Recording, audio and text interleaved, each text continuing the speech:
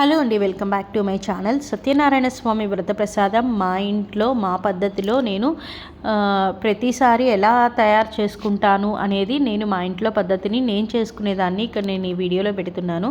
నేను ప్రతి నెల ఏకాదశి రోజు సత్యనారాయణ స్వామి వ్రతం చేసుకుంటాను. అలా వ్రతం చేసుకునేటప్పుడు నేను ఎలా సత్యనారాయణ స్వామి వ్రత ప్రసాదం తయారు చేస్తాను అనేది ఇక్కడ నేను మీకు చూపిస్తున్నాను. కడాయి పెట్టుకొని అందులో నెయ్యి వేసుకొని జీడిపప్పు, బాదం పప్పు, కిస్మిస్ ఈ మూడిట్లో 3 ఉంటే 3 వేసుకోండి, ఏదైనా లేకపోయినా పర్వాలేదు. ఉన్నవి వరకు అయితే వేసుకొని వ్రత ప్రసాదానికి తయారు చేసుకోవాలి. ముందుగా నేతిలో జీడిపప్పు, బాదం పప్పు, కిస్మిస్ వేసుకొని వేయించుకోవాలి. ఇవి వేగిపోయిన తర్వాత ఇందులో గోధుమ రవ్వ వేసుకోవాలి. గోధుమ రవ్వ ఇక్కడ నేను 5 సార్లుగా 5 భాగాలు వేసుకున్నాను. నాకు కొలత తెలియడం కోసం నేను ఇంట్లో వరకే చేసుకుంటాను. అండ్ ఎక్కువ చేసుకుంటే మిగిలిపోతుంది. వ్రతం చేసిన రోజు తర్వాత రోజు ఈ 2 రోజుల్లో ఖర్చు అయిపోయేటట్టుగా నేను వ్రత ప్రసాదం అనేది తయారు చేసుకుంటాను. మళ్ళీ మిగిలిపోయి వేస్ట్ అయిపోయి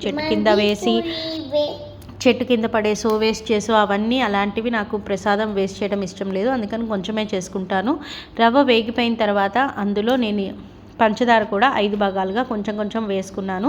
పంచదార వేసుకున్న తర్వాత స్టవ్ ఆఫ్ చేసేసి బాగా కలిపేసుకొని ఒక ప్లేట్లో కానీ గిన్నెలో కానీ తీసుకొని 5 భాగాలుగా నేను చేసుకున్నాను. ఒక్కొక్క వ్రత కథ తర్వాత ఒక్కొక్క అధ్యాయం అయిపోయిన తర్వాత ఒక్కొక్క భాగం నైవేద్యం పెడతాను. 5 అధ్యాయాలుగా 5 భాగాలు తర్వాత మహా నైవేద్యం పెడతాను, ఏది వండితే అది.